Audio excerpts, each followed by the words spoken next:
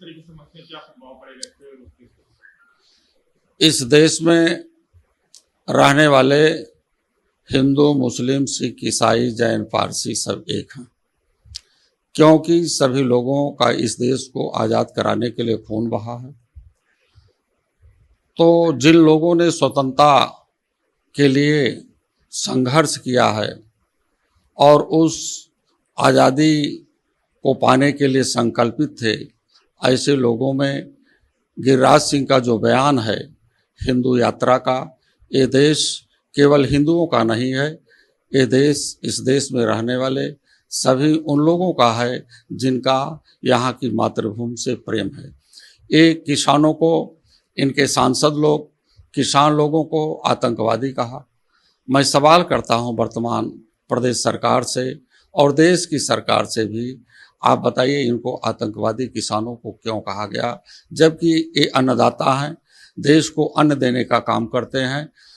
इसी अन्नदाता को अगर देश में आतंकवादी कह करके पुकारा जाएगा, उन्हें आतंकवादी कह करके नारा दिया जाएगा, तो ये देश कैसे चलेगा, कैसे किसानों का सम्मान होगा।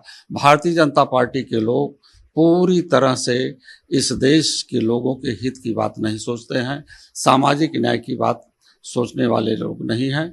तो जब तक सामाजिक न्याय नहीं मिलेगा तब तक यहाँ पर न हिंदूवाद रहेगा, न तो किसी भी प्रकार की कोई सांप्रदायिक भावना रहेगी।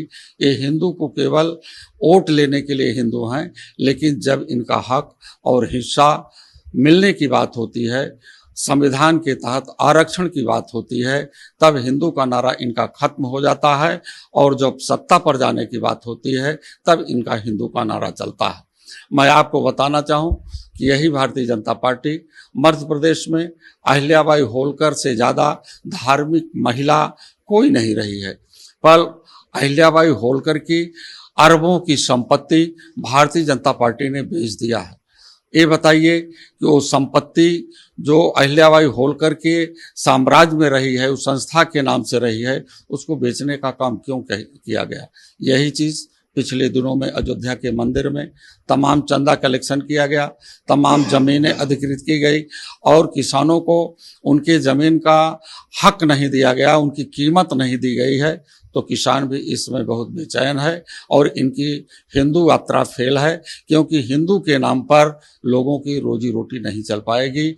आज लोग परेशान हैं नौकरी के लिए, रोटी के लिए, पर जब ये नौकरी और रोजी की बात करते हैं तो इस सांप्रदायिकता के मुंह में ये झोंक देते हैं। जहां एक बड़ी आवाज़ है अपने हकों के लिए, अपने अधिकारों के लिए, भारतीय जनता पार्टी उनको नफरत की आग में झोंक करके सांप्रदायिकता पैदा करना चाहती है। इसलिए इस सांप्रदायिकता से ये ऊब चुके हैं। देखिए, बहराइच की जो स्थिति पैदा की गई है वो एक सांप्रदायिक माहौल में वहाँ के लोगों को कर दिया गया है। हमने पहले भी मांग किया था, आज भी मांग कर रहा हूँ कि ये सांप्रदायिक शक्तियाँ जो हैं देश को टुकड़े टुकड़े में कर देगी।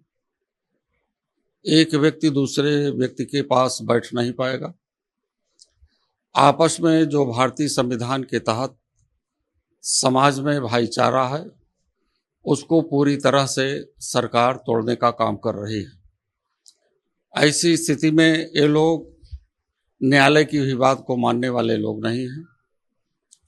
बुलडोजर नीति वर्तमान मुख्यमंत्री की है और इस बुलडोजर नीति पर न्यायालय ने भी इनको रोक लगाई। कम से कम जांच कर लीजिए, जांच के बाद जो दोषी लोग हैं उन्हें दंडित किया जाए। लेकिन वर्तमान सरकार इस तरह से सांप्रदायिकता के माहौल को पैदा करके वर्तमान समय में लोगों को तोड़ने का काम कर रही है।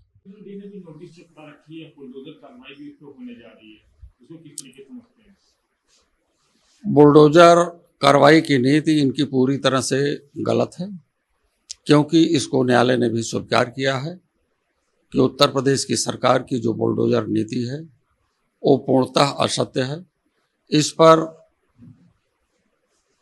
न्यायालय भी नहीं कहता है। उसकी जांच हो, पड़ताल हो, जो उनको सजा के योग्य हैं उन्हें सजा दिया जाए। पर वर्तमान समय में जो लोकतंत्र है, लोकतंत्र में सांप्रदायिकता का माहौल पैदा किया जा रहा है, तोड़ा जा रहा है, और एक किसी विशेष वर्ग को खुश करने के लिए इनकी बुलडोजर नीति है।